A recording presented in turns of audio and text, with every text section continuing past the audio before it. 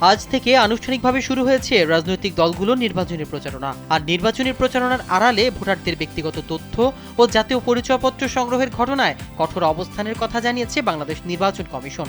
কমিশনের নজরে এসেছে কতিপয় ব্যক্তি ও গোষ্ঠী নির্বাচনী এলাকায় ঘুরে ভোটারদের নাম, ঠিকানা, মোবাইল নম্বর সহ এনআইডির তথ্য সংগ্রহ করছে, যা আইন ও আচরণবিধির স্পষ্ট লঙ্ঘন। এ প্রেক্ষাপটে বৃহস্পতিবার এক বিজ্ঞপ্তিতে নির্বাচন কমিশন সকলকে সতর্ক করে নির্বাচনী আচরণবিধি কঠোরভাবে প্রতিপালনের আহ্বান জানিয়েছেন। বিজ্ঞপ্তিতে বলা হয়, জাতীয় পরিচয়পত্র নিবন্ধন আইন 2010 অনুযায়ী অন্যের জাতীয় পরিচয়পত্র বহন, হস্তান্তর বা অপব্যবহার করা দণ্ডনীয় অপরাধ। স্যান্ডেলিনা সো, রূপচর্চায় আভিজাত্য।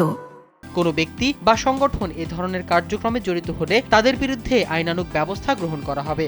এছাড়া সংসদ নির্বাচনে রাজনৈতিক দল ও প্রার্থীর আচরণ বিধিমালা 2025-এর বিধি 4-এ উল্লেখ করে নির্বাচন কমিশন জানায়, কোনো রাজনৈতিক দল, প্রার্থী বা তাদের পক্ষে কেউ নির্বাচনী এলাকায় বসবাসকারী ব্যক্তি, গোষ্ঠী বা প্রতিষ্ঠানের চাঁদা, অনুদান কিংবা উপহার প্রদান বা প্রদানের প্রতিশ্রুতি দিতে পারবে না। এসব কর্মকাণ্ড শাস্তিযোগ্য অপরাধ হিসেবে গণ্য হবে। নির্বাচনের স্বচ্ছতা ও ভোটারদের নিরাপত্তা নিশ্চিত করতে নির্বাচন কমিশন সকল নাগরিক ও সংগঠনকে এসব অনৈতিক ও বেআইনি কর্মকাণ্ড থেকে বিরত থাকার আহ্বান জানিয়েছে।